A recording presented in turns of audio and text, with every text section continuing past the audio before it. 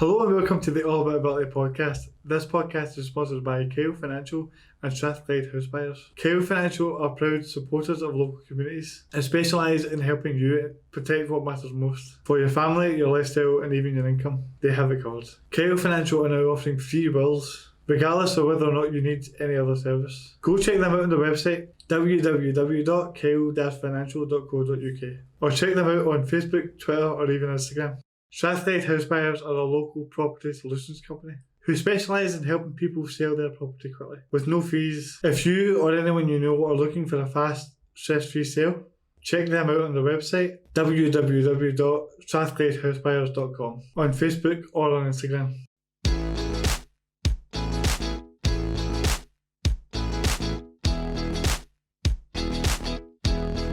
Right, so the Euros there. This is the Euro Roundup show for All About Ability. We've got quite a stacked lineup here.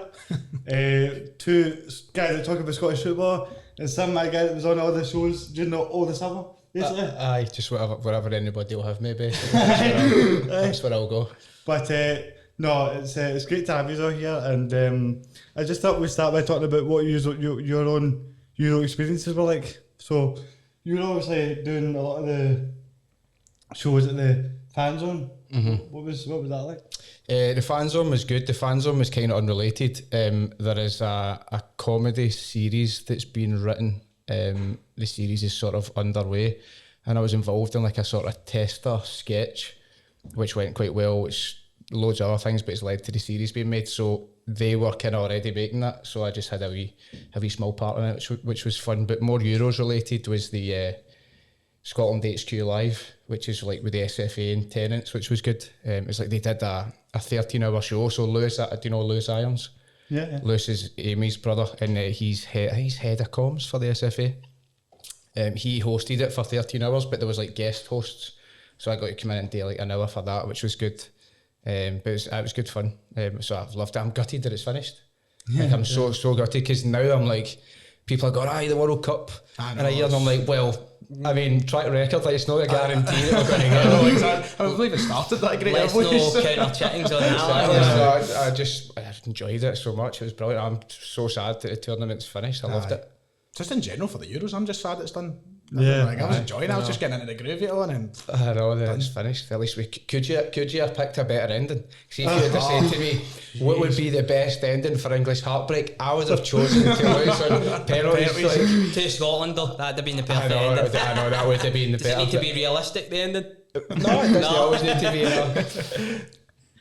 No, when you think about it, actually, it was one of the best Euro tournaments we've had in a while, I feel like. I think it was one of the best international tournaments. I mean, I'm only 21, so but in my lifetime there's been many better international tournaments than that. Maybe because Scotland were there right enough. But the only thing for me was like the fans. Like, I enjoyed watching the games at the Hungary, like in Hungary. Yeah. That was class, because it was like 60,000-70,000 fans were in there, and I think that makes a big difference to even just viewing it. Just when you hear that, like, the reactions, and I think it gets like 5% extra out of the players, or even more as well. Definitely. For me, last season in general, just didn't register. See, when I was watching it, even as a Celtic fan, like, I loved it. By the way. Even like COVID tales don't count, mate. I know, but I was like, even when I was obviously gutted, I'm like, I would be hurting a lot more if this was kind of normal circumstances. There was just a part of it that felt really abstract. It's like, you know, if a tree falls in the woods, there's nobody there to hear it, that kind of thing. But obviously still gutted about it. But so to have fans back, and I also liked how it seemed to be a gradual increase. Like, obviously not everywhere was full, but over the course of the tournaments, as if they kind of just went, fuck it, so just let everybody it just in. felt like they stopped caring, didn't it? They went 60,000 in Wembley by the end, it was only 10,000 at the start. You just noticed the difference. They just kind of like, they started calling them test events, didn't they, in the UK?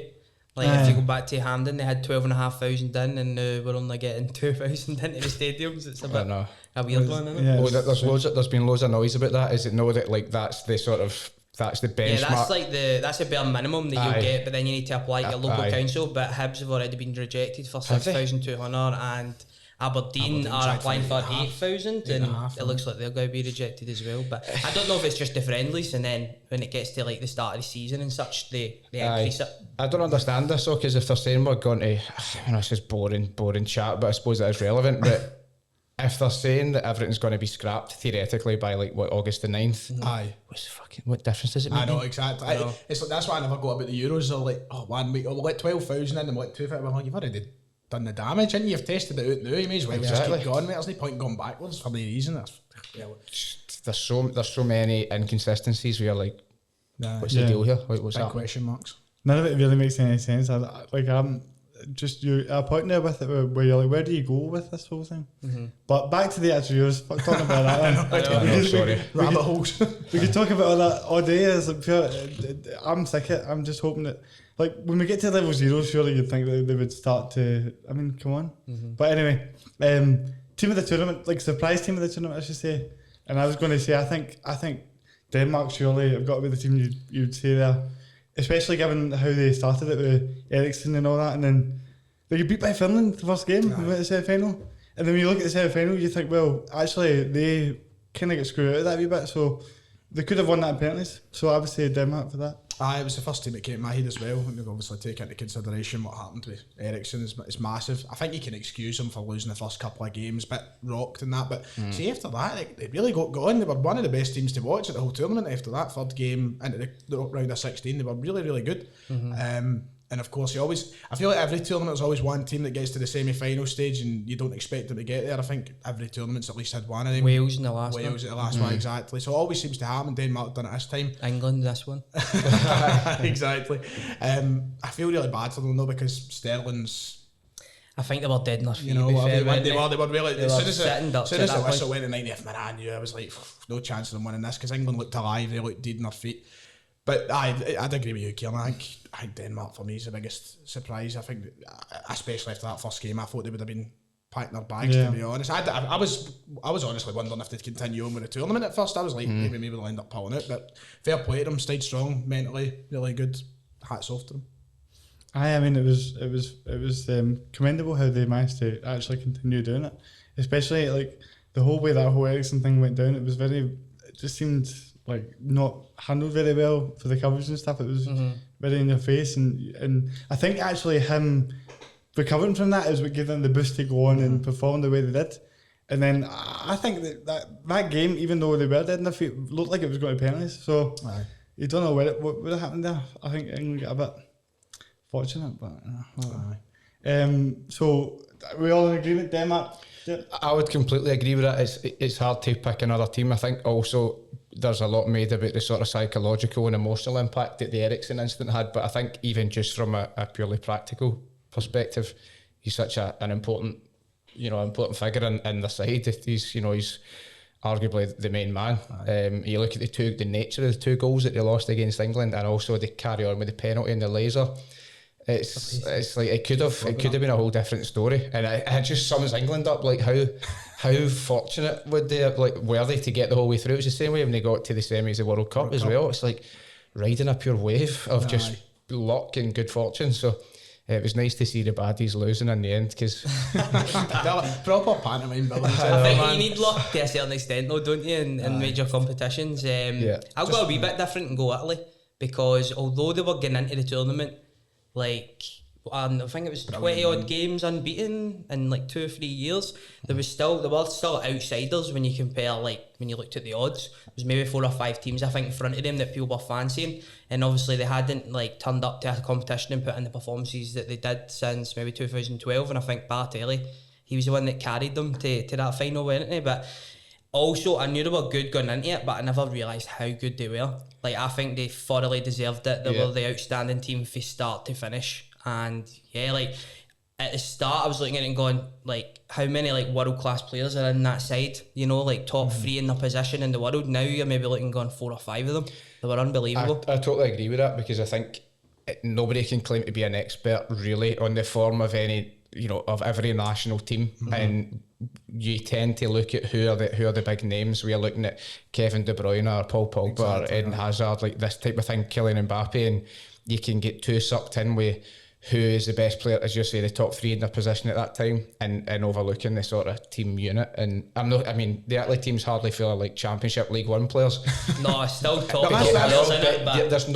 there aren't really, I don't think, many like box office names. They touched on that after the final. The fact Mancini's came in, they've bought into a new sort of system. He's picking players for, as they said, I think it was unfashionable teams. He's picking players for teams that would normally wouldn't get a look in, which is something that obviously Scotland have been banging on about for years. And he started doing it in Italy, and players have bought into that. The country's bought into that, and he's changed the whole style of the team as well. They don't sit and play the cat and ass show that they always have. They're playing actual football. Kind of similar to England's approach as well, because you always talk about their golden generation, how they try and just shoehorn players in, and it didn't necessarily equate to then a team that was going to go on and win things. And I think Southgate did it, didn't he? Because there's a few, because I don't know too much really about the England squad, so I was talking to English pals of mine and saying, I'm surprised he's went for, did he go for Rice and Phillips? West Ham and Leeds. Like that's really that's unusual. I mean, in our lifetime it's always been like Gerrard, Lampard, Scholes. Scholes get pushed out to the left. And then never played after that. I know, it's crazy. I think Southgate took like a different approach because nothing was working for them anyway. Like when they were trying to fit all these like world class players in.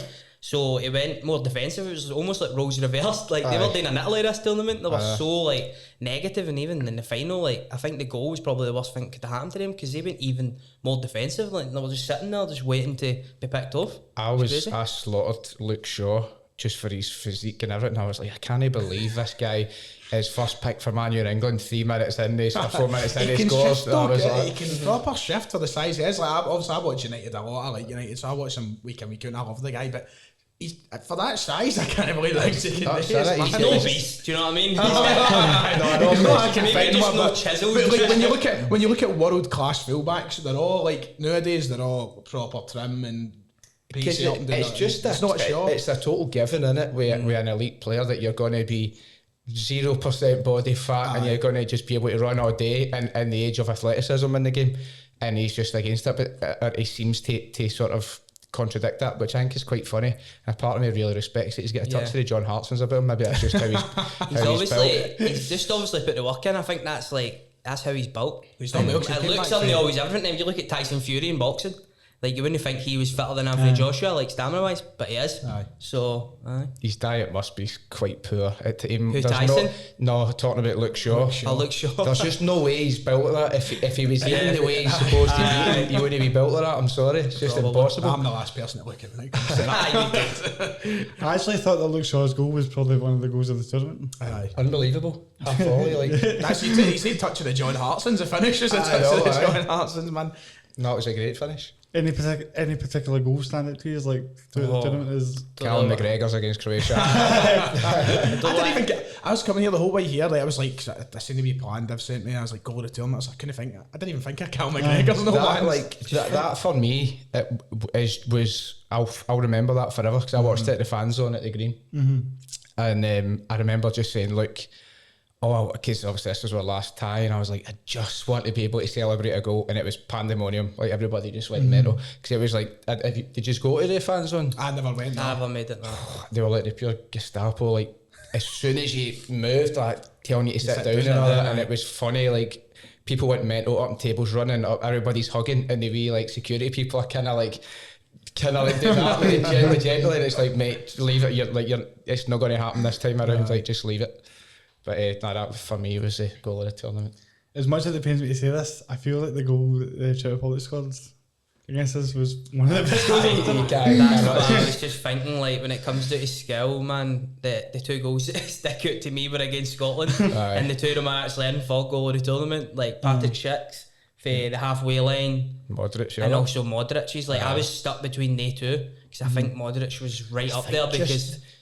It was unreal, wasn't it? Like outside of the boot. Aye, but the audacity for the Czech Republic goal was just like to have in one of the opening games of the tournament away from home, slightly hostile crowd, and you're trying that for halfway line and pulling it off. Madness. It was sensational. Davy Marshall playing attacking centre mid. I know where was he going, man. He was in the Rangers end there. For me, it's I'm a fool for a free kick goal. I said Damsgaard's for Although I thought Pickford, although I thought he was really, really good in the tournament, I thought his positioning was it was almost a proper like. It's a good hit though. The hit when it was on the I feel for a free kick goal. I love a dead ball goal. It was like I was stuck actually between that and do you know whose goal I really liked? It doesn't. I've not seen it get spoken about enough. Pogba's against Switzerland. That was a cracker. That's a good shoot. I think it's one of the ones I thought as well. No, it was the one that made it 3-1, like about 25-30 yards. That game, it doesn't even proper. It just hits it back and then it just folds his arms, doesn't it? It's a celebration that makes it. Doesn't even move. Just folds his arms. There's a couple of goals that stick out to me. That the one Christian scored against for Denmark was class 8 because the importance of that as well. They really had to score that, and it was just a pure class strike. But also, do you know that goal? It was a Ukraine Netherlands game, and they were 2-0 down. And this Ukraine guy just called it right in the top corner. It was unbelievable. Forgetting his name. Yarmolenko. That was such a good goal. So I felt like they deserved mentions, but see to score for 45 yards out, and see the more I watch it, the more I think, see even if Marshall was back further, I still think it might have actually had a shot going in. It was that good. It was the finishing was precise. You can't hit that any better. I don't know how he managed it. It's as you say, if Marshall was even further back, it's the surprise element because you've got 2 seconds to deal with it, and in those 2 seconds, in no way are you anticipating that he's trying that. It was. I think just for the cheek of it, I would give him the goal of the tournament. You're hard done by if you score for your own half, or whatever it was, and you still don't what do you need to do to win goal of the tournament? It's a roof against Tiggy, isn't it? You know, it's the same situation. Because normally the goals like that, you see it kind of bounce and go in, but this guy rifles it into the top corner. I mean, I could talk about it all day. Like, see, as I was watching it back, I was like, I can't believe the goal of the tournament was against us. Just had to be, didn't it? I watched it in my office building. There's like a communal area, there's like a cafe in it, and they set something up. And I ended up just watching the first game there, and they brought pies for Greg's, and like a bit of my pie fell out my mouth because I was pure just open mouthed. I was like, he's not just done that. I'm giving it. I think we can get ourselves back in this game and all that, and I think we can go on and win it. And then I just was like, nah. We were watching it together, and we had David obviously for the podcast sitting watching it. Well, he was fuming, wasn't he? He was raging. He wasn't having it with Marshall's positioning. He couldn't. He was nagging through to him that he was a wee bit too far. He was like, modern day goalkeeper, he's going to be that far. Like, do you know, I was more annoyed at Jack Hendry for trying to shoot. So was I at the time. I was at the time, but then I flipped because I'm thinking to myself, he's shooting for like 25-30 yards. It shouldn't result in the back of his in net. I understand why you would initially be annoyed at that, but that happens all the time. I know. Players have shots. Players sometimes make decisions that, even in an isolated instance, wasn't the best decision. But it's kind of like, I don't know, say somebody like sneezes, right, and you get a fright and you jump onto the road and get hit by a car. You can't really be annoyed at that guy for sneezing. It's like such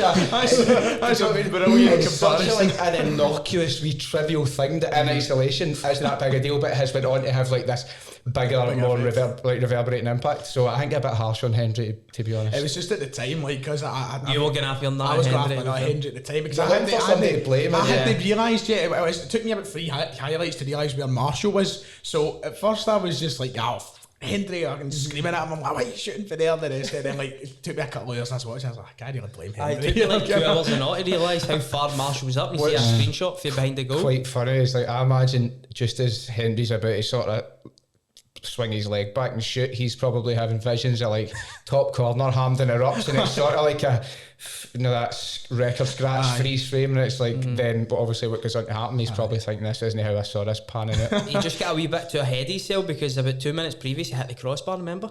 So he did. He hit the crossbar, so he's like, exactly you say, he's like, this is my moment. And he just scored versus Holland as well. He's like, I'm going here. He was expecting the Gordon moment on his knees, like that kind of an equaliser. That totally backs up what you're saying about how important luck is to carry through, whether it's a game or a tournament, because if that had gone in, or if we'd taken some of the early chances against the Czech Republic and against Croatia and against England, there were a few where you're like, if that was just a few centimetres wider, if you didn't get that block in there, we could have won the Euros. Like that's it. We could have won the Euros if we weren't so unlucky. That's what I'm saying. That's what I've been saying the whole time. It'd been mental that we'd have just won the Euros if we started Billy Gilmore in the first game. I'm going to just start adopting that logic all the way. I'll just watch people. I could have beat Anthony Joshua in like a world title fight. I could have been up front for Australia.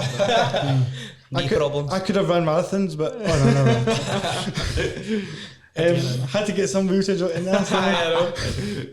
No, but see, as we're talking about Scotland, right, I've been thinking about this. What do you think is we need to do from here to progress further? Like, because we're looking at the squad, you're thinking it's a very young squad, we've got a decent thing going on, but it seems like we were hesitant to get on the ball at times, but that's what Billy Gilmore kind of brought into me. He was sort of the surprise player. I knew that he was good, but I didn't expect him to be as good as he was at Wembley. I think what is required is just standard experience, both on an individual level and collective. Individual in terms of players not being overawed by the occasion, because it's massive, and I think it is something that you just have to go and experience it, so then the next time around you're like, wait a minute, we've done this before, it's not that big a deal, just go and play your game. And collectively that experience would amount to, you know, the players being used to each other, how they play, because they have had lesser experience, because it's qualifying games and friendlies, and it's obviously not gone brilliantly well, but they've now had a solid 5, 6, maybe 7 weeks together, and that experience is invaluable. And I think then going forward, you know, it's the same as any team, they have to just kind of get used to each other and how they play, and building up that sort of connectivity or the fluidity in the way that they play. And that's what I would say. I don't know what you think. I don't think that Steve Clarke's going to change his style of play. Like, it's worked for him up until this point. I think he's always going to be more defensive minded. But I always think Scotland play a wee bit better when he does let them go and express themselves a wee bit more. Like, I always go back to the World Cup qualifiers just gone by, when we went behind versus Austria, let them go and express themselves. I thought we were the better team in the second half, and he did the exact same versus Israel. I thought we were the much better team in the second half, when he let the players actually go out and express themselves a wee bit more. So maybe just adding a wee bit more attacking impotence into it. I also think, although I really like Che Adams, we're maybe lacking a world-class striker. Could you imagine just having like a top number 9? Like, you look at some of the top teams, like top international teams, they have that guy up top, and we don't really have immense quality. We've got a lot of quality, but it's more than the mid. It's so packed in that midfield, changing their isn't it, as well? As the tournament went on. I still don't think they had bad tournaments. I just think maybe they were like, I'd maybe like to have seen Che Adams start in the first game, and then Dykes was more suited to England. They did really well. Like, I don't think that any of the guys let themselves down, to be honest, but it's just how you use them and such. You made me then what I've literally just said about luck. If luck had been on our side, maybe luck isn't the right word, maybe it's quality. Like you're saying, if we had that quality, then they would have taken, because some of the chances you're like, come on, man, you need to be burying these. Some of them, they were going with like the left foot or the right foot, and maybe they could go with the other foot. John McGinn one sticks to mind as well, in the Croatia game, and then even I think Czech Republic at the back post, it was floated in and he headed it and find Dykes. So it could be experience as well, and I think that will be, like, this experience would have been invaluable for them going forward, and hopefully like they can carry it into the World Cup qualifiers, because we're going to need big performances versus Denmark and the Austrians, who were really, really good in the tournament, weren't they? So it's tough when you realise that is the next couple of fixtures are pretty grim for us, isn't they? I don't expect much against Denmark. I feel like we're constantly swimming against the tide, man. You feel like they're getting somewhere, and then it's like, no, we're up against. See, the worst part is about that draw, I still remember at the time, that's one of the most favourable draws we could go, but this Euros has changed the whole perception on it, because at the time I was like, Denmark, Austria, we can beat them, and then they go, like, even Austria were decent enough, man. Really good, yeah. So you watch both of them at Euros and go, no, we haven't got a decent enough draw. It changes just like that. It does, just, it constantly feels like the tide's against us. I feel like the best we can hope for it sometimes, is, I don't want to play down our chances or do the team a disservice, but a couple of positive COVID tests for the opposition would be quite nice. I'm not hiding it. I know, when you play the game, like, I hope you're alright. Like, hopefully they're asymptomatic, like they're alright, but hopefully a couple of wee positive tests to give us a wee boost. Exactly. It didn't help us with Billy Gilmore having that sensational game at England, and then he can't play in the net. You know what I mean? And we also had the 7 boys before it, including some of our top players like John McGinn, that had to self-isolate and such. So, my God. It is a bit mad how, you know, we just, when you look at the luck, how the first game went, and then Billy Gilmore comes in and does so well, and he's the one guy that tests positive for it. You're like, anyone else? Do you know what I mean? I still swear it was me. It's my fault. We were down in London. I jinxed everything. We were down in London, and for the England game, blah blah. Next day, we went to Stamford Bridge. This is before the news broke that he got COVID. We went to Stamford Bridge. I got a photo of his shirt. Next day, bang, COVID. I was like, oh, come on. So now we know it's on you. It's on me. It is my fault. I jinxed the 10. I jinxed this. I jinxed everything. even the other night, honestly, put a message in the chat. See, as soon as, do you remember right at the start of the final, Maguire passed it back to the keeper. Oh, you were saying in the corner podcast in the group chat, I put, they're looking worried, and literally 10 seconds later, like Shaw back in there. I was like, I'm not talking. I put my There's a favour, get your nose shut for this. You can't, mate. I cannot. See, talking about the final, right? When you actually look at the way that all played out, something that's really interesting to me is the fact that Italy looked like they were, for the first 10 minutes, see the half-time analysis for the English people and all that, you're listening to it and you're going, are you watching the same game as me? Because after the first 10 minutes, Italy were all over them. I thought England started well. First, as you said, first 5-10 minutes, I was looking at it and I was going, I thought Italy looked too slow, they were scared. I think maybe it took them until maybe the 20th half-hour mark or something for Italy getting, but certainly for the kind of last portion of the first half, Italy started to get into it a lot more, and Italy, that's when England started to drop back a lot further. Like you could see that they were starting to prepare themselves, and I think it was a good sign for the second half for it in terms of Italy. Like they knew that England were starting to maybe worry a wee bit, and they were sitting that bit deeper. So it's just English coverage. See, in games where if I've got an emotional investment, like obviously I was desperate for Italy to beat them, but for games where I'm emotionally invested, I'm the worst person to kind of recap how it went, because either I'm just like, no, we were brilliant, we were amazing, and that's it, or I'm so worried and I'm so panicking that I'm then thinking the opposition are better than they were. Because see, when I looked at the stats of the England-Italy game, I was like, what game did I watch here? Because I thought England were the most dangerous. I thought they were creating the clearest chance. I know stats can be misleading, but I thought England were creating the most chances. But on reflection, I'm looking at possession, shots, everything, passes, and I'm like, it seems as if, like, based on this, Italy have absolutely battered them. Yeah, I think Italy deserved it, didn't they, as a whole? But I go back to what I said, I think the goal that they scored didn't do them any favours, because they became even more defensive than they already were. They'd already made a tactical change and taking Saka out of the starting 11, who was one of the standout players, and bringing in Trippier. So straight away they went even more defensive, and when they got the goal they sat back and they allowed Italy to get on the ball to their detriment. I thought going into the final, it was a 50-50, because see, when I watched the semis, although I thought Italy's a better team, I thought they looked really, really tired, and Spain popped the ball about, whereas in the Denmark game, England were the ones controlling it, so I thought the fatigue could have been the equaliser going into the game. Yeah. But I was just so glad, obviously, Italy came, they showed up, and as you say, they just, after the first 15 minutes, Jorginho started getting on the ball. Second half, Chiesa was incredible. He got injured, but he was so good up until he did get injured, and caused him so many problems, didn't he? It wasn't until it was almost like once Bonucci scored as well, England went, oh, like, we better do something here. It really was, and then that's when they started to bring on some of their attacking players. Like, I genuinely still think as well, like, if they had tried to build on that early goal and still approached the game the same manner and not went like super ultra defensive, they maybe could have got the second goal. But it's all hindsight at the end of the day, isn't it? Yeah.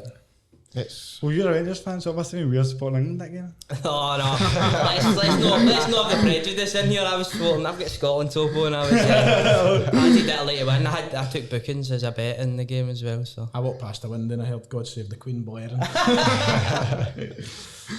No, we'll see. There's been a lot of talk about this. First of all, that tackle on Saka was, I thought, everybody keeps going on about how that was a red card on that. Shot pull. It's like why are we even debating card? Why are we even debating it? It's like people like, I don't know, Jeremy Vine and like the loose women panel saying it should have been a red card. people that watch football once every 2 years, there's literally people say it's a red card. I watched somebody put up a compilation of the best tactical fouls. I was actually like proper pissing myself laughing at some of them. There was one, what game was it? I think it might have been in La Liga. Some of them are just so funny. There's one a couple of years ago. It's that boy plays for Real Madrid. I can't remember his name. Midfielder. Barca through and goal, and apparently Sergio Ramos. Wasn't it? Was it Atletico? I think it's Varane just halves him. Somebody in Ramos shouts at that. Kill him, mate, and he goes right through him and takes That him. one was a red card, but it was a red rules. Like, there's a good one where at Man United it was like 98, and Ole Gunnar Solskjaer absolutely smashes somebody, and it's just what I love is like if you're looking at where the ball is, where the attacker is, the defender should be running in a certain line to try and get behind the ball, but instead he's just making a beeline for the man. And it's just the funniest thing ever, and he like absolutely hooks him. Solskjaer's the last person you'd expect for that. I know, it seems so nice. I know. I think he's got a ruthless side to him. He totally does. He's got a presence. Like, some people say he's not, but I think he has. when really people do. talk about him not being hard enough, all his teammates are like, what are you talking about? I know. This is so shy. Even like they always talk about when a new player came in, Keane used to absolutely smash the ball into their feet, like a terrible pass, just to see how they reacted. And like Solskjaer did the same. And I can remember somebody came in and Solskjaer's like, we paid 25 million for this shit. Like, you don't expect it coming from him, that, you know, he's just got it in him. doesn't look, does he? Well, he was obviously a winner, you know what I mean? But I don't know how we ended up in that discussion there. But the what was I going to say? See the actual, when you look at that, the Saka challenge. the Saka challenge. The thing about that I don't, when people are talking about it, what's not been spoken about is the fact that if you understand football, that is such a brilliant tactical foul. Because he's away, and it looks like he's going to be clean and goal, and he just takes them out. I love that. You don't see that anymore. See if it was done to one of our players, I would be like, and there was a chance he's maybe got to go through and score, I'd be spitting pure hate and rage. I'd be phoning the police trying to get him for assault. I'd be like, I'm here to report an international war crime. Yes.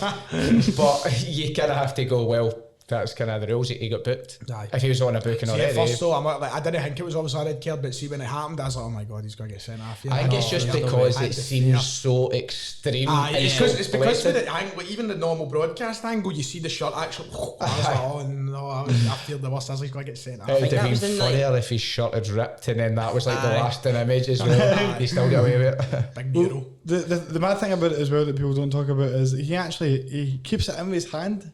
Saka just before that. Is he? I didn't even realize that. So when you watch it that's back, his pull. To be fair, he does definitely handball, but I think it's the foul that potentially causes him to do that. But I don't know. So I just think that like there's, because you see English people talking about how we've been robbed and all that. You shouldn't have even been there. It's anyway. justice for the dive anyway, innit? Exactly. Justice for that. That is true, innit? That's like robbing a bank and then somebody robbing the money off you and then complaining about it. It's like, you should have had it anyway. It's just so typical though, because they've been greeting for years about Maradona and all the rest of it, and then they do that, and then even like you back to 66, Bod didn't even cross the line. Exactly. When it suits them, you know. And I suppose if it was in our situation, we'd probably be the same. Let's be honest, we've never really been that opportunity. But it's just so, it just annoys me. It's like, make your mind up. He's allowing it. He's no. It just, you can't be both victim and perpetrator. Exactly. Like pick one. Yeah, exactly. So let's go to the penalty shootout, because there's been a lot of debate about the fact that 3 very young English players took the penalties, and Roy Keane was saying how if I was there, I wouldn't be letting them go in front of me and all that. And so I've been thinking about this, and I think that you know, if you're Sterling, you know, or Grealish, you should be wanting to go up there first. But apparently Southgate made the call, and it really confuses me, because why would you bring on 3 guys, like 2 guys just before to come on and kick a penalty in like the most pressurised circumstance ever, when they're not even, these guys are like 21, 19, Saka is, and it just seems such a weird decision for Southgate to make. What did you make of that? Well, I think for Saka it was a bit strange, but I think Rashford and Sancho are 2 established heavyweights in the world game. In terms of just purely from a physical and mental perspective though, it is unusual, because people know in any type of sport you need to, it's just getting your head into it and just kind of being in the groove of the game, and it's very difficult to come in, you've not been part of it, you're not as warm as you'd like to be. Alright, people say you'll be fresh, but it doesn't really work that way. So that was kind of my first thing when I think that's really strange. Like, at least then give them the half hour to fully get into the game, or bring them on at the tail end of the 90 minutes. With the Saka one, it was strange. They've obviously made the call. In a sense, I think Gareth Southgate's probably sitting there going, who knows more, me who's with these guys every single day, or you that are sitting like, you know, people take their drink of their can of Stella and be like, Southgate get that wrong. It's like, well, but I must admit, I was pretty, I thought Roy Keane got it spot on. I know it's so hard when Southgate knows these guys. No, I just feel like there's so many players there you can say. Do you know what I've not got to get as well? To talk about penalty shootouts? The actual subs though, like, he wasn't going to bring them on earlier because he was petrified they were could do to them. Because Rashford came on it right back. You know, so that's why he made a sub at a corner as well, and I was like, Jesus, they're going to score here, and they almost got the flick. You know, it's the shootout, so nowadays centre halves are stepping up like I know, that's annoying me. What's that about? Like, although Harry Maguire did break the camera. Like, what the hell? See if it works, they scored a penalty, fair enough, because Bonucci scored in 2 shootouts. I think Chiellini might have scored in the first one, Bonucci, I know they step up sometimes and score them, but like, surely the guys who are strikers Sterling and Grealish and for midfielders, England's the point of ones view. who are meant to strike the ball and shoot, should be going up first. I wonder, they'll probably never answer it or probably never explain Grealish it. has He? What did he he say? tweeted and says, I told the gaffer I wanted to hit one, he did say and that. it was in response to Roy Keane obviously calling him out. He was like, I told him and he made the decision, and I think that is something that Southgate's made a lot of kind of big decisions in the tournament, so I think when it came to the penalties the players were just entrusting in that. Although the Saka one I still think was very strange from putting him fifth, but listen, he put the trust in him and ultimately it didn't work out. What I'm thinking as well, and see the guys that he brought on, and we'll talk about freshness and how it doesn't really work like that. I know that Rafa Benitez worked off that in the Champions League final when in Istanbul, when he had the say Haman hitting a penalty, and his theory behind that was they're going to be fresh. I don't know how true that is and such, but John Arisa missed that day, so I don't know if Southgate was trying to harness his in or Rafa Benitez or whatever. But to be fair, we were hindsight in it never worked. We were arguing about it in the group chat, like not arguing about it, we were debating in the group chat just before it all happened, and my pals like, why are people are just on taking penalties? And I think the majority of us were on the side of that Rafa Benitez stuff like that. Surely the fresh legs have got a better chance of getting a clean hit behind it. It's one kick, isn't it? It's one kick. Rashford changed his run up, like, and he usually smashes it, doesn't he? Go back to PSG one where he absolutely smashes it in the corner. Always smashes it, really strange. precise, and he tries to be too clever. Sancho I've never seen hit a pen, but when Rashford did that run up, within 2 seconds you're like, he's missing this. I know. Because why is he stopping? And like, what's he doing? He never does it. I felt if there's anybody that didn't want to miss it, it was him. That's my dad terrible for him. Me and my dad both like Man United. Yeah. And he loves Rashford because everything he's obviously done in the past year and that, and he was like, he's the one player I just want to see score. I don't care how the result goes. I don't want him to miss. My dad was shouting at him, he's like, what are you doing? Can you actually imagine the pressure that you would feel? See if I go to see if I'm at the pictures and I go to the toilet, I start pure overthinking the way I'm walking. Because I'm like, oh, these people out there, and then I feel the pressure, and then I get out and I'm like, I start overthinking going up for a ticket in case I actually like film or something. And you're like, man, I can't, and then I need to go and do that again, but I'm going back up like pure conscious, like, right, just left, right. So imagine that long walk, and then your knees would be giving way. See, to be fair, that happens in Parkhead all the time. See, you go down to like get a pie or something, you go for a smoke in the stairs and you're walking down, you've got all these steep steps and people are all sitting there, you're like, fuck, I hope I don't fall. I know. See, what I thought one of the best penalties in the show, I thought was when the Italian guy went right down the middle. Aye. Because, I used to play as a goalkeeper on my knees and goals, right? And one of the things that I've always remembered is anytime anyone was taking a penalty, I was always going, am I going left or right? I was never thinking, I'm going to stay in the middle of the goals. So if you're going up in that situation, just blast it down the middle, man. The keeper's always going to move. I felt like Pickford was always diving low as well as going left or right. So you're like, I know it's easier saying down, I'm like, just smash it in the top corner. And then they'll be in. Like, so it's that simple. Didn't he? That was some good pens. Well, and the thing with Saka as well, right, is I understand that Southgate may have had a plan when they went in and thought, I want these guys to the penalties. But see, when you look at the way it unfolded and you go, if he misses this, we're out. And you're like, this guy's 19. Like in that moment, I feel like somebody's got to say, we need to change this because we don't want, if he misses this, all this heat to go on this 19-year-old boy. Do you know what I mean? Like, so I understand they had a plan, but I felt like the situation called for a audible. See, to be fair, I thought, seeing his heat, he probably thought he wasn't taking one when Jorginho was stepping up, because if it was one player I thought was scoring his penalty, maybe apart from Kane, because I knew he'd score his, would be Jorginho. He's just brilliant at them, the way he's been run up, but he changed it, like Rashford did. He didn't dare to be hop and skip and all that, he just went up, bang, Pickford saves it off the post, and then like that, like, if I was Saka, I'd be I'm done. Although, see, if you have got something about you and you want to be the best at your sport, and your manager comes up and tells you, right, you're going fifth, and Saka should be sitting there going, right. I know, it's like some special ones would be like, alright, I know, I'm going to get the goal. Because that's the kind of story you hear 10 years later about like Lionel Messi's like, he wanted to take that penalty. That's how good he is. That's the kind of thing that you always hear like 10 years down the line. Yeah, he thrived on that pressure. That stuff. I know, but then the fact that it was actually in Wembley and the amount of pressure that was on England to win that, it's really quite. I mean, I love the way it went down, to be fair. So honestly, you couldn't have written it better if you were to say to me, right, where do you want it to be? Right, Wembley. I want them to lose at Wembley. And like, what do you want the pundits to be like? I want it to be pure, proper, gung ho, jingoistic. Like, we're too good for these. Like, Ferdinand I really like Ferdinand as well, but it's just like, even see if you really thought that, I'm just so perplexed as to why somebody as experienced as him is making those statements, knowing that they like football's a funny old game and all that. That was when they start back on it, they don't want to go back on it, do they? That's when they start saying it, they're like, right, well, I've got to buy into it now, and they dig themselves too deep. Good. It was absolutely brilliant, man. Unless it was producer led, you know what the producers I couldn't make my mind up. We were on the train back for Liverpool on Sunday, we were talking about it, and I was like, I don't know if I want them to get absolutely battered like 4 or 5-0, just sheer like, oh, we are rotten, we thought we were good, or penalties. I was like, it's stuck between the two with the one, but I'm so happy we was away. You want them to think they're so close, because then it's more painful that way. It's crazy. The hope that kills them, innit? We're sick-minded. Pure Schadenfreude or not.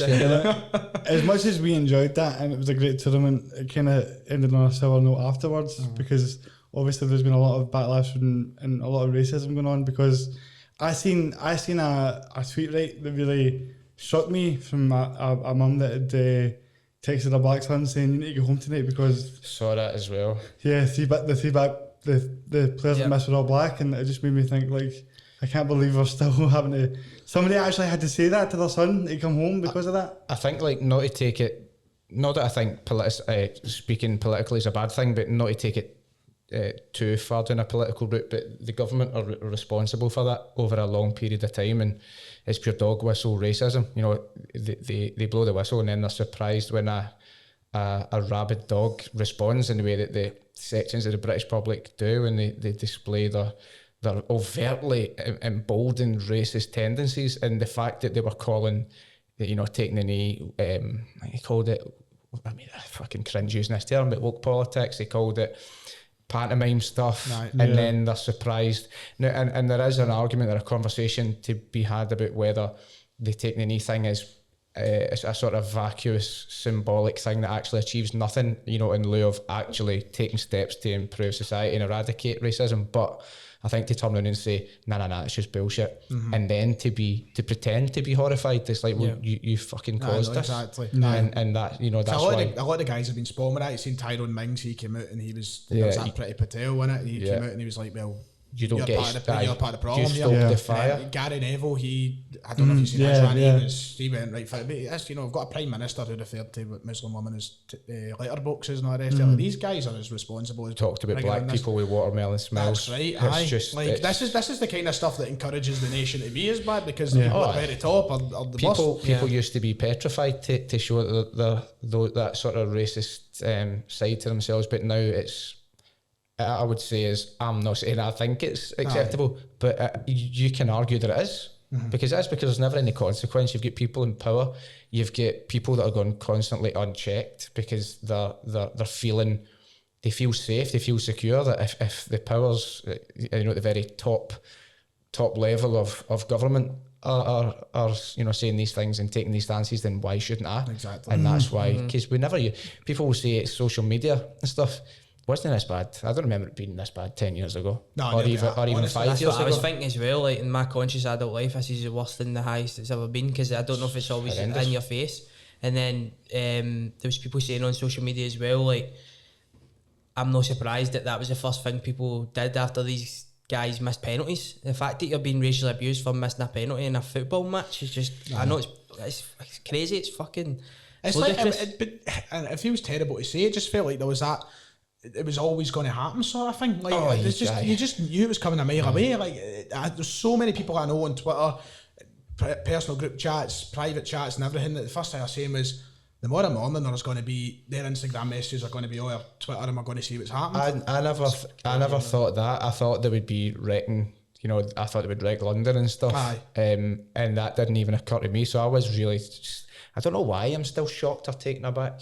I think it's just, if you look at things through the prism of your own values, that you just think, well, why would that be the first thing that would occur to something? And then when you see it, you go, oh wait, this is what always happens. And then you've got Instagram saying that it's perfectly acceptable to send people the monkey emoji, and that doesn't contravene their community rules, so fucking change them now. I know, exactly. It's as simple as that, isn't it? I know Boris is meant to be meeting with him all and all the rest of it, but I hope they tell him to fuck off. I just fully expect the same stuff to go, and I just feel like nothing ever changes, nothing ever happens. I'm not doing enough. You think that over the past 12 months that was the time for it to happen, and now it's just fucking it keeps stopping on itself up, man. just constantly there. It feels like it's went from being the minority to more and more people. Like, it just, back to what you said there, you start your own values and you think, how could anyone think that? And then you just feel like you're seeing this more and more. It's becoming because that wasn't even, like you were saying, it wasn't even that surprising to see that these guys were Bruce Leroy, despite the fact that they got England to the final at Wembley, and Rashford has literally fed children all over across England, and you're like, what more do you need to do? Exactly. I mean? And that obviously is worthy and deserving of respect, but there's one thing, I don't care what they've done for charity, I don't care, and obviously I'm saying this sort of tongue in cheek, but I don't care what they've done for charity, I don't care how many kids he's fed, I don't care what kind of role models they are. Those are not the reasons that they're deserving of human respect. They're deserving of human respect for the fact that they're the same as you and I. Exactly. And it kind of, there's something slightly, and I know people are coming for a place of goodness, but when I see people saying, but he's done this and that, and you're like, it's irrelevant. That shouldn't be the deciding factor. If it was any of us sitting on this table, it'd be the exact same situation. It's just everybody deserves the whole, like, it's such an overplayed joke or cliche now, but the whole, Andy Murray's he's British when he wins, but he's Scottish when he loses, and that's a kind of jokey to an extent. But for these guys, it's like, well, you're a proud Englishman when you win, but you're just one of them when you lose, and it's absolutely horrendous. Well, you're exactly right, because it doesn't matter if Rashford could be the biggest prick of the world. He shouldn't be getting racially abused. Exactly. It's it's neither here nor there what he's done for charity, but it does make you wonder what kind of low life do you need to be that doesn't it? I say you do have those weird racist opinions. You have to be extra horrible and really entrenched in hatred and evil to overlook those things. It's fuck these people, basically. Exactly. Scumbag to the highest order. That's what it is. Well, because they actually had the English team as well come out and say, look, we're doing this. They clarified the reason they're doing it. We're doing this to fight against racism, and everybody, they made that perfectly clear that this is why they were doing it. Were they taking the knee? Yeah, why they were taking the knee. And then Boris Johnson comes out and they wrote an article saying, yeah, you can boo them, it's fine. This is all. The Prime Minister said that.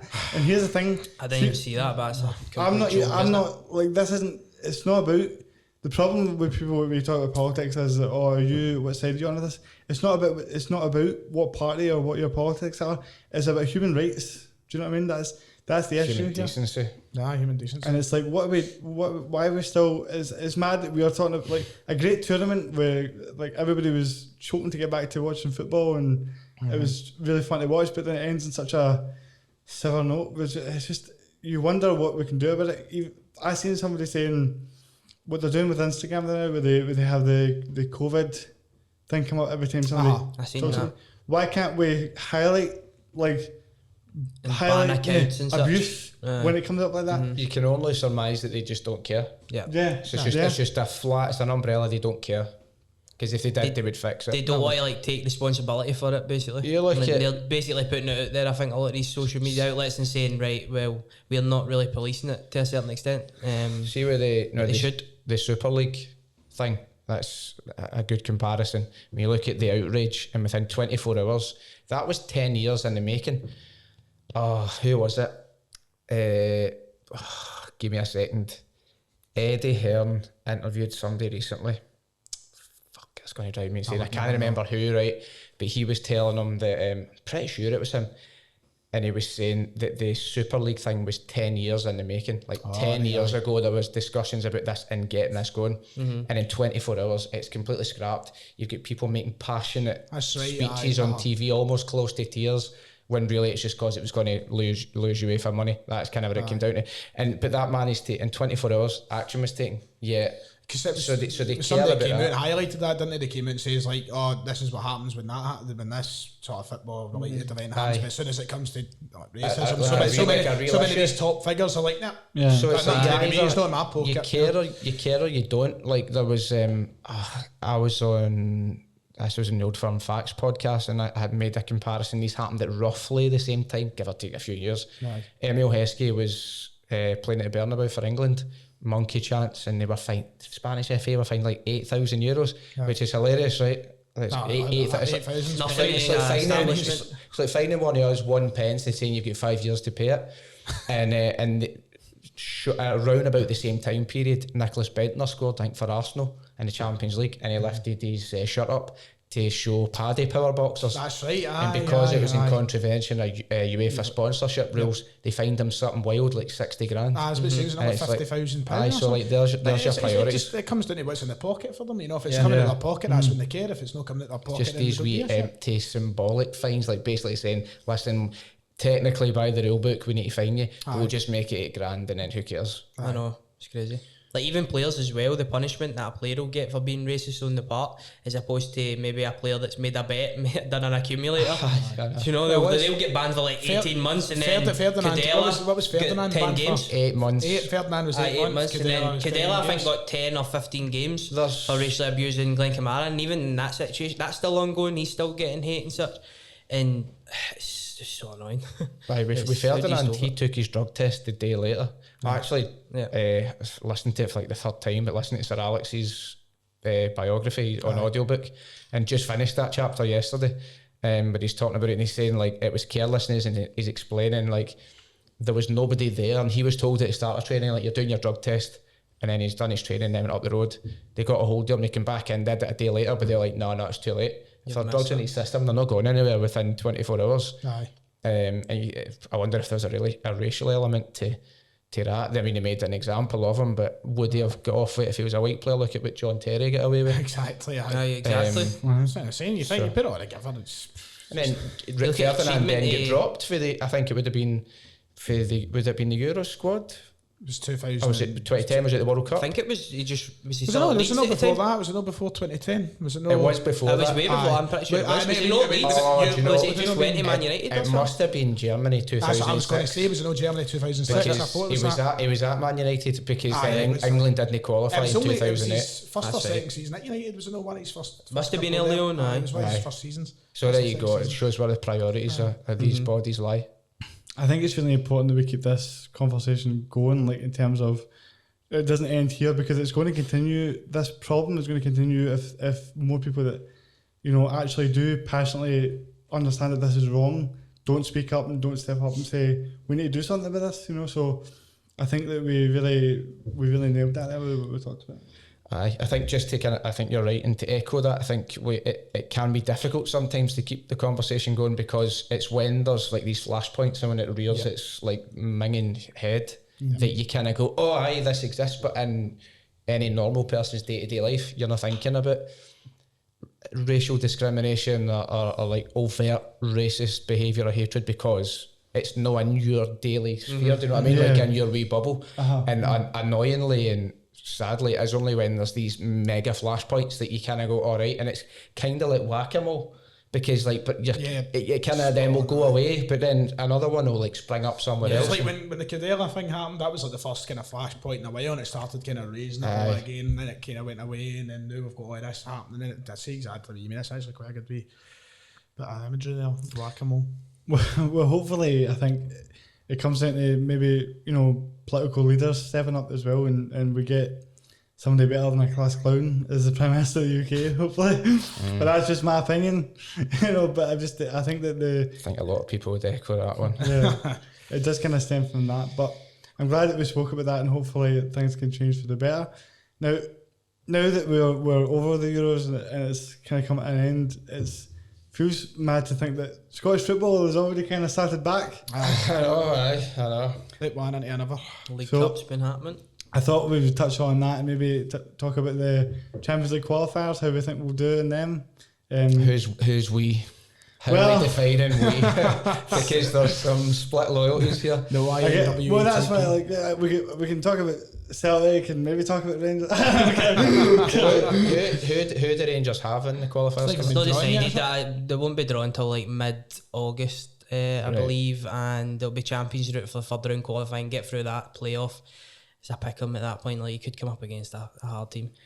Rangers, like almost absurdly so, even in like Gerrard's first couple of seasons, no performing brilliantly. Obviously didn't win anything, but in Europe seem to just always do really well. There's like a knack in the team that was for the playing first in Europe. Why have you got a theory as to why that is? Because, like, is it just, I don't know. It feels like it's like rising to the occasion or something. I think the approach that Rangers take in Europe seems to work in the midfielders that we've got. Right. If you look at the way that Gerrard usually starts, like his midfielders they're good technically, but they all work really, really hard, and then that allows your forward players to just kind of go and express themselves, like your Ryan Kents and Alfredo Morelos and that. And then I think the first thing Gerrard did as well in that first season was address the back line. He brought in Connor Goldson, who's now the front man, starting like best centre half at Rangers. It was the first thing that he addressed at Rangers, because Rangers were scoring plenty of goals before that with Graham Murray as the manager, but they were conceding a hell of a lot. So I think that was the first thing that he changed, and maybe that helped as well. And also I think big objectives were probably put on Europe. Like, I don't think Ryan Kent's at Rangers right now if Rangers didn't qualify for the Europa League a couple of seasons back with a last minute goal for Alfredo Morelos. So it's just, I think it's huge for Rangers. Well, it was as well a few years ago to qualify, so they put absolutely everything kind of into that. But the Champions League's a different kettle of fish altogether. Although we have played some really good teams in Europa League, but these teams take it to another level in the Champions League. If you have them as much luck as we did the last couple of times, God help us. Like something I was really, really surprised with when I started to pay attention to what was happening up in the top echelons of Scottish football again, was the acceptance for some fans of Celtic that they weren't a Champions League level team and club anymore. Like, that completely baffled me. I've always thought Celtic, but there was a lot, even my mates and that, like, nah, we're not good enough, we shouldn't be there anyway, and that, and it was almost like there was an acceptance here. I think Rangers and Celtic should be minimum in the group stages. I'll be it's not a given, but like, I think that should be the expectation, and if that doesn't happen, there should be consequences. Like, it shouldn't just be accepted for year in year on. I'll be perfectly honest, Celtic and Rangers should be Champions League clubs every single year. That's the way. I genuinely believe so. Massive cause we should be. I hate this sort of, and I don't know if maybe you guys are into it, but I always hate the side of the support that go, but Europa League's a bit easier. I'm like, the only way we're going to get better and the only way we're going to is if we consistently qualify. And I know that's difficult, but that should be the expectation. It should be every year, and too many people are happy with going, Europa League's alright, that's a bread and butter, and I hate that. It annoys me. I know Europa League's good because you have a better chance. I like how we done against Lazio and all the rest. It was brilliant, great memories, but I want us to be getting the money to be able to go and getting the opportunity to play against the top teams, to try and look at the teams that builds your club up as well, because you're seen by a wider audience. It really is the only way to be able to compete in any capacity in Europe, because you're not really going to make enough of player transfers, commercial revenue, and what do you get for winning the Scottish Premiership? Like 2.5 million, like something absolutely obscene. And if you want to be punching above your weight, then you have to be there. And then once you drop out of that, as Celtic have done, it's really difficult to make up that shortfall, because the financial disparity is just consistently growing. Like, I remember, I don't know if you know this story, right, but Brian Quinn was the chairman of Celtic. This was summer 2004, and Peter Lawwell took over. No, sorry, I should have been 03, whatever it was. Aye. And Lawwell took over just after Seville. That's right. But Brian Quinn must have still been on the board. And anyway, long story short, he tried to leave a voicemail on another Celtic director's phone, but he accidentally phoned a young lassie in Birmingham and left the voicemail on hers, and she took it to the papers because her dad must have realised. But in the voicemail, it's just a kind of funny wee story, but in the voicemail, it must have been Brian Quinn, and he was absolutely slaughtering Martin O'Neill, and he said, we've got the 4th biggest wage budget in the entire UK, which now imagine, like, it's ahead of, I think they were only behind Man U, Liverpool, and then it must have been think about the players because I don't think even Abramovich had bought Chelsea at that point, and maybe just had.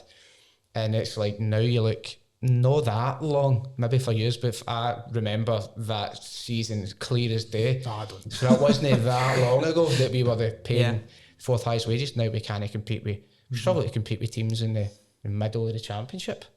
And so if you drop out of that Champions League bracket, then you'll pay the price for it, because you're not going to be able to make up that shortfall anywhere else. And then I feel like you're relying on really punching above your weight and really getting the most out of your players to somehow, against the odds, get there. to then just begin to try and get back in an equal, even footing. So I think it's market inflation. The rest is just went against Celtic entirely. I just can't wait for the bubble. I can't wait for the bubble to burst. It has to burst. It's getting very close. It's getting very close. You see the nick of teams like Barca and Real Madrid for starters. There's a report today saying Messi's accepted a 50% wage decrease. Like the bubble. I don't know if that's official, but there was a story come out saying that because they couldn't have Aguero in that plane because they were too far over. They'll make up that shortfall. They'll be like, they'll pay him through some shell company or whatever it is. Or like he'll be paid for I don't know, some sort of image rights that it won't come for Barca. You know the way that Man City and PSG get around it. Especially, No, but that bubble has got to burst. It's got to. That's the reason so many were desperate to get to the Super League, because they were getting £3 billion for a point joining. And they could make their own rules again, I saw us beat Barcelona 1-0 at Celtic Park, and then watching TV when we drew 0-0 with them in the Nou Camp to then go through. I think we then get beat off Villarreal, which is pure annoying. I might be wrong now, but you imagine that now, saying we'll go to the Nou Camp, draw 0-0, beat them 1-0 at Celtic Park, and alright, they're massive global giants and they're huge, but the disparity wasn't always that big. But now it's become a piss take. Like I saw the leaked wages of all the Barca players. People like Mtiti getting 180 grand a week and all that. And you're like, that is mental. I know he's a World Cup winner and all that, but come on, it's man. Not 180 grand a week. I think that Marco Asensio was on something like £400,000 a week. Like, what? That's ridiculous. I think that Ansu Fati was on like £6 grand a week, and you're like, make this make sense, because he's one of the most promising players in the world. It doesn't add up. There's something mad about the way the wages have just went. Like I remember when Berbatov signed for Man U, and I was like, 30 million, man, that's mad. I know. That's like, I remember at the time I was like, 30 million. It's just mad how much quickly it's increased. But I think we were talking about Celtic, right?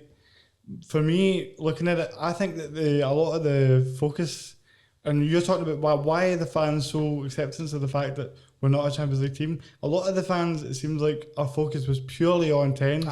And the board knew that, and the board knew that none of that will matter if we can just get 10 in a row. Do you know what I mean?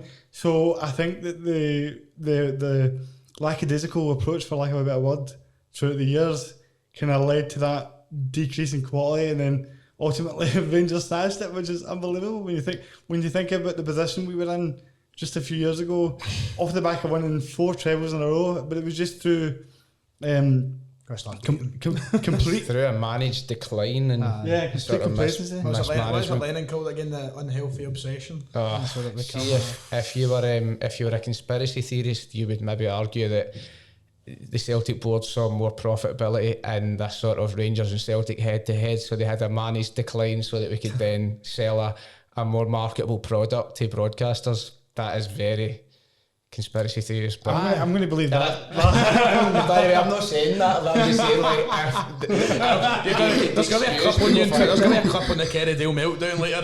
Conspiracy theory. I don't actually. That's going to take one, then that'll be the headlines tomorrow. No, I don't. Sean McDonald says, "Well, it's like we did a record or something." Sean McDonald says Peter Lawwell intentionally destroyed Celtic. Wouldn't shock me. No, nothing would shock me now. Well, he's gone now for the rugby equivalent, so hopefully, looking at the actual teams, but the thing that is concerning me for Celtic is the fact that we need to get bodies in, man. What's going on? The last friendly we had, the back four, was like, it was Beaton, Welsh, Ralston and Taylor, and you're like, that is like a mid-table SPL. That's a Dundee United. That's a Sunday League team. Half of that, I used to work at I'm talking about, but half of that defence is Sunday League. Although I think the club are about to spend a good bit of money, but is it too late? It's because you now need to think about quarantines. We've got a Champions League qualifier coming up imminently.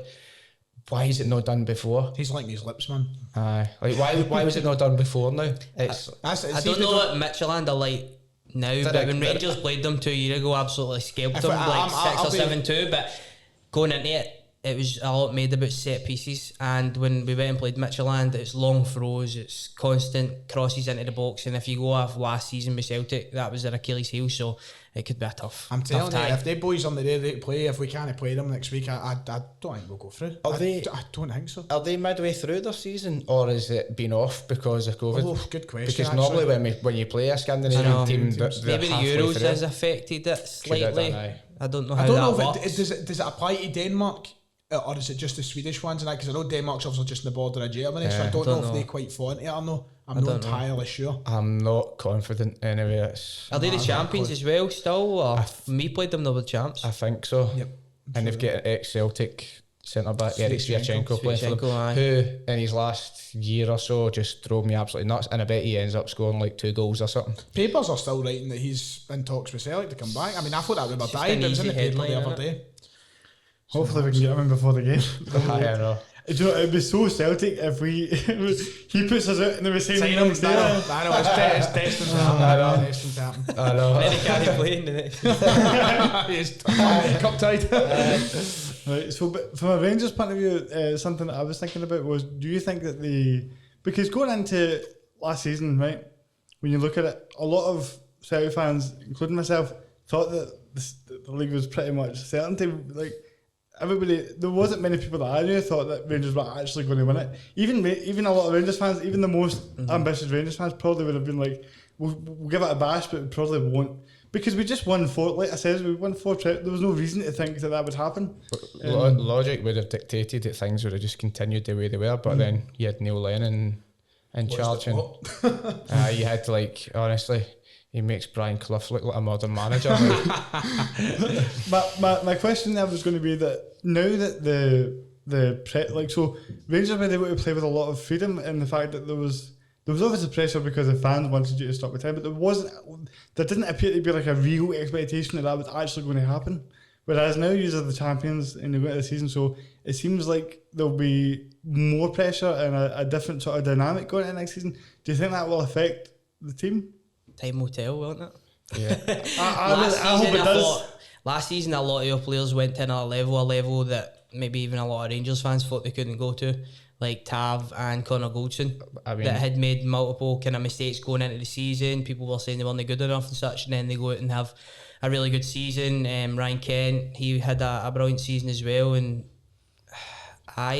we'll see. I've seen the argument about will the fans be back? Will Rangers crumble? I don't think they will, to be honest. I really don't see it happening. We're in a good place right now. The squad's strong. They're building on the squad. It'll be tough. Like, once you get to the top of the mountain, like, you need to have a real desire, and you need to have something about you to try and stay there. It's harder to retain than it is to win it, isn't it? Like, that's what they say. So I think they're in a good position anyway, a situation with the squad and that. I think the momentum and the confidence factor is going to be with Rangers. I think even as a Celtic fan, you have to look at it objectively and look at it logically. They've just won the league. Confidence is riding high. They've got a team that they seem to have. You've not lost any players, have you? No transfers are in. No, the only two. There's only rumours about Morelos, but the fee seems to be pretty low, and then Glenn Kamara obviously had a good Euro, so. So I mean, you've kept the bulk of a winning team together. Like you say, it's time will tell, because obviously it's a very unusual circumstance and sort of dynamic with not being fans and pressure relieved. I mean, you're saying about players playing above themselves and surpassing the expectations of fans. I think some of the players surpassed their own expectations, because I remember your man Tavernier, maybe he'd been beaten 1-0 off Hamilton, and he wrote in the programme notes, we sometimes can't handle it when teams get in our faces. I think it was Hearts. Sorry, what? Hamilton? Hearts, I think, Tynecastle. 1-0 Scottish Cup quarter-final. He wrote that in the programme. That was in the programme, but at the time will tell, but I think the ball's certainly in their court. But I think Sir Alex Ferguson said it, didn't he, that it's one thing getting to the top, but staying there is the mark, I think. Well, no, absolutely. But it's a good season. See, also the fact that we're going to be back in the stadiums now, like pretty much full stadiums, so, let's say by October, November. Let's hope so. And it's going to be, not only is everybody going to be sort of their excitement galvanised and like reignited and stuff, but it's going to be good, and there's a total. We don't know what's going to happen with Hans Postecoglou. Kerry says fucking that's terrible. That's xenophobic. I don't mean it to be. We don't know what's going to happen with him.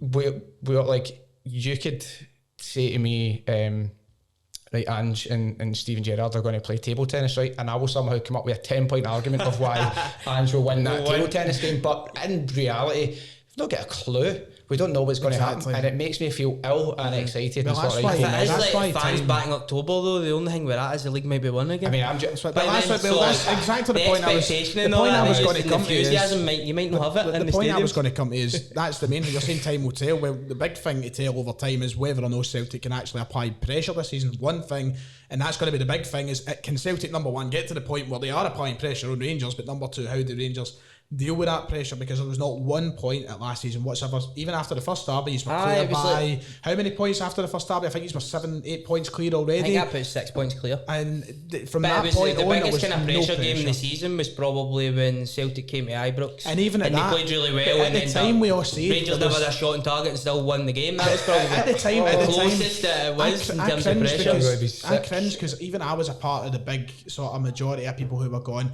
you know what, this is a chance to put the pressure on them, try and turn the tide. But see, when you look back on it, even if we won that game, we're still going to be God knows how many points. There was no chance of us catching Rangers, even if we won that game. We're hedging our bets this season that we're going to have a very good manager who's going to get more than you would expect out of a very mediocre squad right now. Maybe people would disagree with me on that, but I would say the squad at best is no much better than mediocre, and that's before the threat of losing people at Ayer, Edouard, even Ryan Christie, who's obviously, I wouldn't even say split opinion. I think people have made up their minds on Christie over the last year, but I think when he's gone, there will be a hole there, and it's who do we replace him with. I think it's going to be a big year for people like Karamoka, Dembele and stuff. And Albion Ayeti, top scorer. I really think he's, again, based on early signs, like everything's set up for him to go and have a good season. If he can play a system that's going to suit him, he's lost about 2 stone, which makes me. Well, why did you have 2 stone to lose? You had that full fucking year. Like, the biggest thing was that Celtic could have signed Ivan Toney, and they chose Albion Ayeti. Honestly, unlucky lads. I heard that so many times. See that part about Ivan Toney, that is like, is it 40 goals he scored last season? Seeing that, it's along the lines of saying, what do you call this? And it's a picture of a dressing gown. You're like, gonna fuck off. Like we've had this debate, we've had this conversation. I mean, I'm not even going to say, we could have Toney, because at the time I was like, get Ayeti. I wanted Ayeti over Toney. I won't lie about it, so I'm not going to exactly go. We could have had Toney. Hindsight's a wonderful thing. Aye. When you're talking about fitness though, there's been a big debate about the whole what was the squad's fitness like, and I can't say who because it was off the record, so to speak, but there was a guy I was talking to a couple of years ago. Was it Beans? It was not Beans, no, but he was saying to me, and he had a prominent part in the Celtics background team when Lennon was there the first time. Mm-hmm. So when he was telling me that when they came in, he was saying that the squad was like, all of them, the majority of them were like vastly overweight and not the fitness was all over the place. And he told me this right as like Roger left, and I was like, all right. And then I seen Lennon disappointed, and I was like, I think we may be in trouble here. It's no secret, is it, man? Because even when Ronnie Dyler came in, the first thing he said when he sat down the press conference, he sat with John Collins. So John Collins is in a better shape than 90% of these lads. And John Collins, I know John Collins is obviously a physical specimen. He's kept himself in fantastic nick, but it's no near 50-year-old man should be fitter than this whole squad. That was the biggest thing I was championing as well when Rangers were miles off it. I thought, try and make your team fitter than them, because you're not going to match them for quality.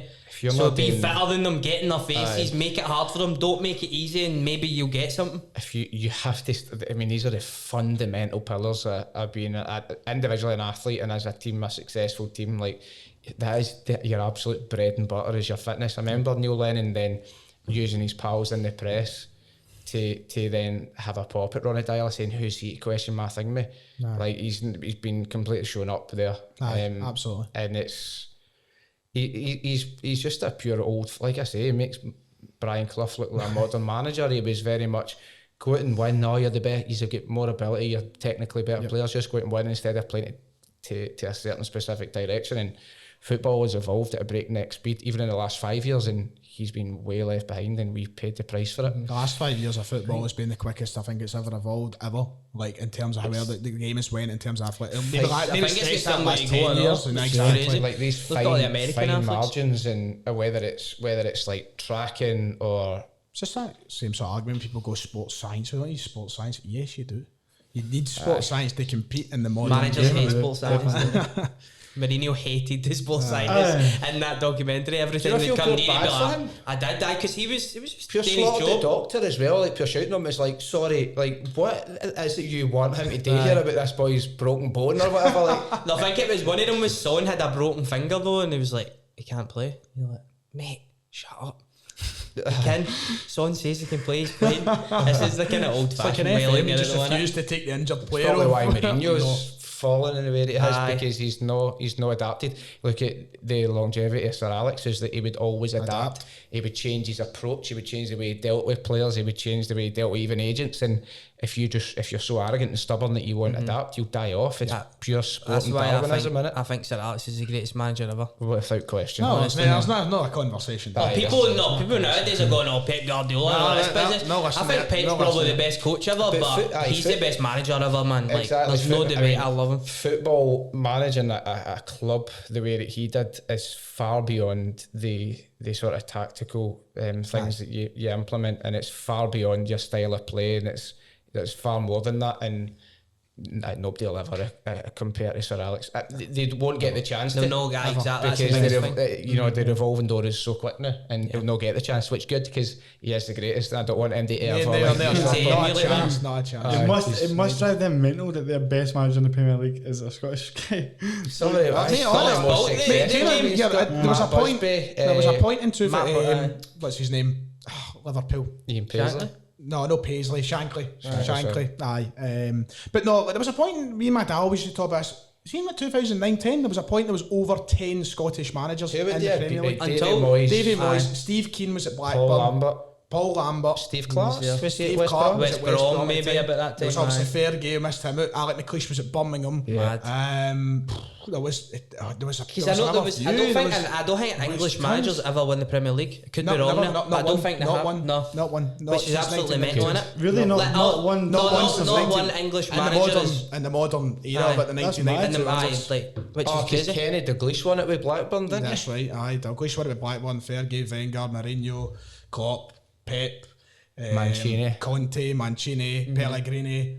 That's the names. That's all the managers there. It is mad how Scotland has Scottish people have shaped that game, didn't they? Like if you say go back to Shankly, I think he took over Liverpool when Liverpool won the second division. If it wasn't for him, Liverpool would be a big club. I know he never got the European Cup that he sought after, but he built the foundations. He got the UEFA and then Busby with Man United, when he took over at Man United, they were nowhere near where they were, and he took them to the heights of the European Cup as well. It's probably why the English expect that they'll do far better in tournaments, because they say, well, we've got the best league, and it's like your league is what it is because of the foreign imports that come into it from north of the border and further afield.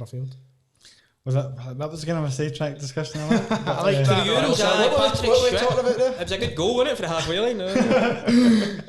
No, but because you were saying about Alex Ferguson, I've said this a few times in the podcast when we talk about Mourinho and stuff, is that the managerial style of getting at players and getting in their face seems to have changed to where you can be respected, but a lot of the best managers now, like your Klopps and Guardiolas, they almost come across like father figures to the players. It's almost like there's a bond there. So, because at the end of the day, that's where the way the game has changed to where guys are on like £200,000 a week. So if the manager pisses them off, they're like, I'm away, mate. I can play for any club in the world. I don't give a fuck what you think about this. So I think there's a kind of 50-50 to that though. There's part of the players are becoming more and more sort of like they have the feeling they can run it, and the agents have got a big part in that, and then there is a 50% sort of like maybe the managers start to blame, because I love it. Mourinho is a prick, but I love him. I'll always love him. He's just such a... He should have come to Celtic now. But he was like pure opposite what I expected though in the documentary. And I don't know if that's just because the cameras were on and he was maybe trying to change his approach at Spurs, but he just seemed... He looked like a father figure to me there, but it just seemed like it didn't work for him. There's probably an element of the manager's personality, but they'll also very carefully choose who they choose to come in, a player that fits into their ethos or their approach, so is that you're not clashing. Like Paul Pogba, maybe I don't think he's a bad guy at all, but I think he maybe goes against that type of ethos, very individualistic. Like I heard a story about him, like, which I think is funny, like turning up to training in a chauffeur driven Rolls Royce and all that. Like, oh my god! And like, I think it was Sir Alex or whatever, or Ole Gunnar Solskjaer phoning Sir Alex and like, how do I kind of deal with this? And it's like, that's why you have to sort of hand pick who actually comes in. You have to be able to fit into that system as opposed to the system sort of bending around you. So therefore, it can be easier to manage your team and have them all pulling in the same direction. Like a Carlos Tevez is one that springs to mind. Like they just let him go because they were like, he was becoming disruptive. I talked about Man U when he went to Man City. They were like, it's a lost cause. Even if we keep him, he's pulling in a different direction anyway, and that can be more harmful, like no matter how good a player you are. Exactly. Well, listen, this has been a lot of fun, guys. It's been great. Very much so. Time flies when you're having fun. Exactly.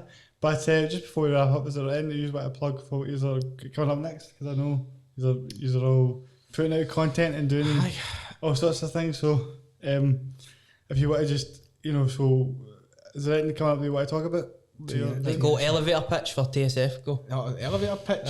What the fuck's an elevator pitch? 90 seconds, go. 90 seconds, get it subscribe to TSF. So new season, new podcast, new guests. You know, we obviously do a Scottish football podcast, just talking about all things Scottish football, top leagues all the way down. Alec Ferguson all the way down. Oh, yeah, you go. Exactly. Well, in this studio as well. No, I had to get sorry, G4. It's not true. I'm starting a studio beef. That's what I'm doing. My money's on Paul. So my money's on Paul. I know that you don't want to. Did you see that beef for ham and beans? Oh, we won't go into that. Anyway, so what's happening with Blizzard? There's quite a lot going on. I suppose the first thing I would mention, if anybody was interested, there is Blizzard is the official podcast of Transmit 2021. Ooh. So I partnered with them, which is quite cool. So the way we're doing that is there's going to be a sort of mini series released. Speaking to artists that have performed at or are performing at Transmit. So we've got Sean McDonald, The Snuts, Dylan John Thomas, a few more that I'll just wait until they're finished, a few big ones, and I'll be presenting backstage coverage at Transmit, which I'm really looking forward to, getting to sit down with people like Liam G and that. Hopefully that'll be quite cool. And there's a Blizzard live show. It was supposed to be the Fringe. Got asked to do it in 2020. Obviously that I don't even need to explain why it didn't happen. We're supposed to be doing it again at a really cool venue, but we couldn't get guarantees on dates because there's like the DMAs get cancelled, right? So see if they are getting cancelled, I can also deal with it. I'm not going to take it too personally. So there is another live show which is going to be at St Luke's. So I'll keep people posted with that if anybody wants to come. I've got a really cool guest, a really, really exciting guest. I'm not saying who it is just yet. But I will do in due course if anybody wants to get involved, or if you don't, I'll go fuck myself, whatever. We've got David either we've got McGinley. We've got McGinley. Woohoo! Well, that's some lineup, man. That's actually fair play to you. Cheers, mate. I'm looking forward to it. It's been the Transmit stuff's been good. I've been working on it for months, kind of in the background. Just kind of it was subject to it being fully approved.